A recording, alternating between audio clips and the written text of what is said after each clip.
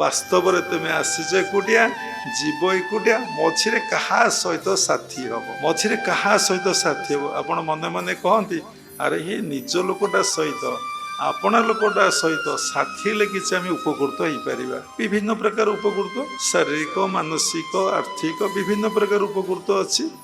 କିଏ ତମର ସେବା କରିଦେଲା, ଶାରୀରିକ ଉପକାର ପାଇଲନି।